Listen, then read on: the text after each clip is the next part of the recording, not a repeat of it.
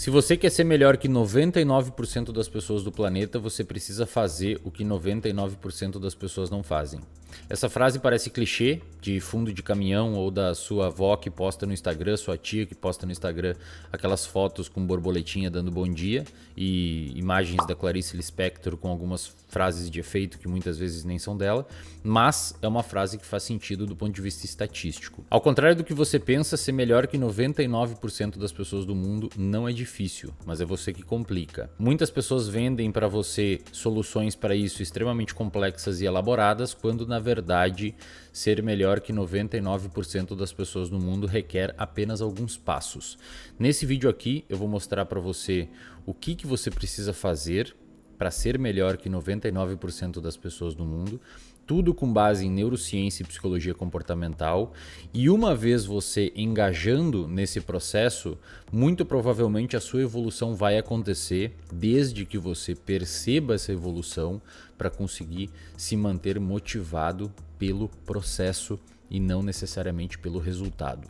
Muitas pessoas entram na academia tentando um shape específico e acabam desmotivando porque depois de 2 dias apenas estão sentindo dores e não estão com o braço daquele atleta que eles tanto admiram. Muitas pessoas começam uma dieta achando que depois de 5 ou 6 dias vão conseguir chegar naquele shape que eles tanto desejam. Muitas pessoas começam a estudar e numa intensidade tão grande que depois de um tempo não conseguem sustentar aquele comportamento, e essas pessoas têm algo em comum. Elas sempre estão buscando o resultado, buscando o resultado, buscando o resultado. O resultado ele é importante, mas você precisa deslocar a sua atenção para o processo. É o processo, uma vez engajado e gerador de motivação, que vai permitir com que você tenha o seu desempenho perpetuado na linha do tempo. Nesse vídeo aqui eu vou dar para você alguns insights e alguns passos que, se você colocar em prática, eu tenho razoável grau de certeza que vai te ajudar. Passo número 1. Parece ser interessante que você saiba manejar o seu estresse. Estresse é um dos principais fatores de risco para doenças psiquiátricas, e aquela pessoa que chega mais longe não é necessariamente a pessoa mais inteligente, mas sim a pessoa com melhor controle emocional. Então, se você quer ser melhor que 99% das pessoas do mundo, você precisa ter um controle emocional em dia, e para isso é necessário prestar atenção nos seus estados emocionais, é necessário consumir conteúdo que objetivem trazer inteligência emocional para você, e principalmente é importante que você entenda o que estressa você no dia a dia. E o que estressa você no dia a dia precisa ser retirado da sua vida dentro do possível, para que a longo prazo não se instale um estresse crônico e você fique refém disso. Passo número 2. Para a alteração dos hábitos, parece ser mais interessante você... Isso tudo baseado em neurociências, tá? Passo número 2. Para a alteração dos hábitos, parece ser interessante que você mude o seu ambiente e não necessariamente tenha só força de vontade, tá? Então, se você quer parar de fumar, se você quer parar de beber, se você quer parar de consumir pornografia, se você quer parar de ter alguns hábitos disfuncionais que você tem, parece ser interessante que você controle o seu ambiente, incluindo as pessoas que vivem com você. Essas pessoas que vivem com você muitas vezes são os gatilhos para os seus hábitos disfuncionais e os seus vícios. Os estudos em neurociência indicam que controlar o seu contexto parece ser mais eficaz que simplesmente ter força de vontade. Passo número 3. O córtex pré-frontal trabalha junto com regiões límbicas. Para quem não sabe, o córtex pré-frontal é uma região do cérebro responsável por planejamento e responsável pelas funções executivas juntamente com racionalização, tá? E parece ser interessante que você tenha essa região do cérebro bem desenvolvida. Essa região do cérebro trabalha juntamente com o sistema límbico, que é uma região composta por várias áreas que tendem a modular suas emoções, e essas duas regiões conversam se equilibrando.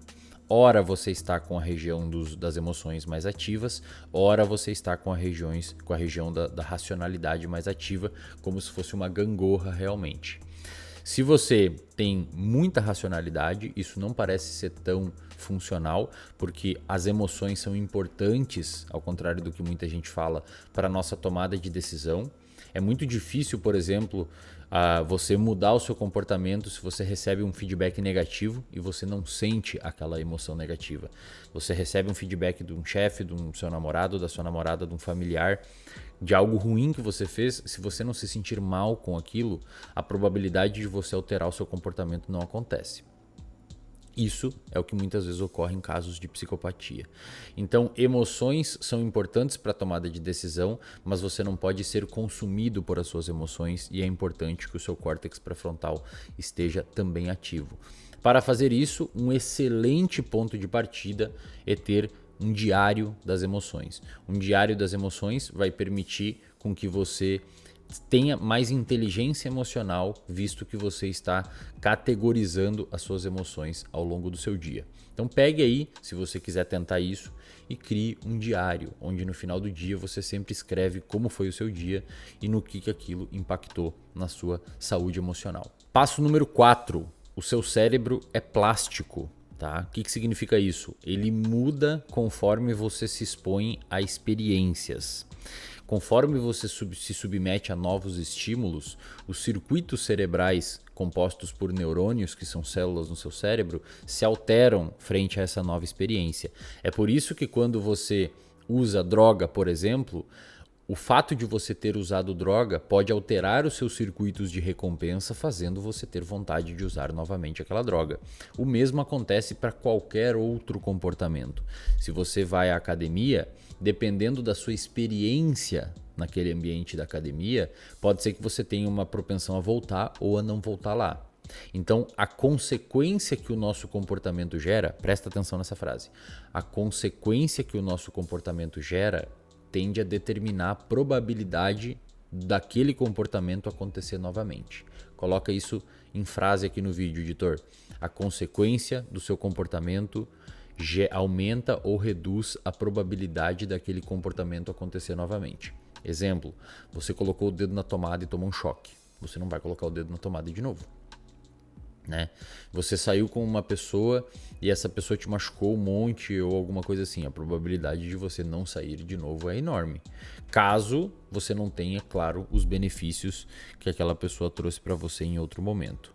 Então, você ter noção de que o seu cérebro é plástico permite com que você consiga ter um melhor afunilamento do seu comportamento para a direção que você quer. Então, é interessante que, frente a uma nova experiência, aquela experiência seja prazerosa para você, reforçadora para você, para que você continue perpetuando aquele comportamento. Passo número 5. Nós não evoluímos para sermos altruístas ou egoístas. Nós evoluímos para responder ao contexto que a gente está inserido.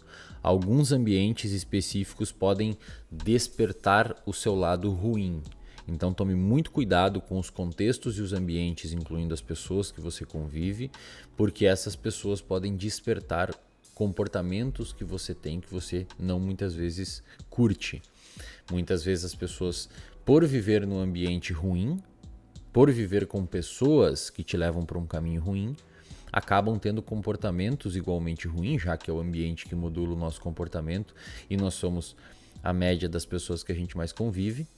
Aí a pessoa começa a se achar ruim, ela começa a se autoavaliar como uma pessoa ruim, ela começa a se autocriticar como uma pessoa ruim, quando, na verdade, a pessoa apenas está no ambiente errado. Então, cuide do seu ambiente e, dentro do possível, viva em ambientes mais adaptativos, incluindo pessoas. Passo número 6. A sua produtividade reduzirá drasticamente se você não dormir bem. Se você não dormir bem, muito provavelmente você ficará menos produtivo, mais impulsivo e mais propenso a ter comportamentos que você não gosta. Tá? As razões disso são inúmeras, mas a principal delas é que o seu cérebro fica sujo, quimicamente falando, quando você não dorme bem. O que é um sono bom? Basicamente de 7 a 9 horas.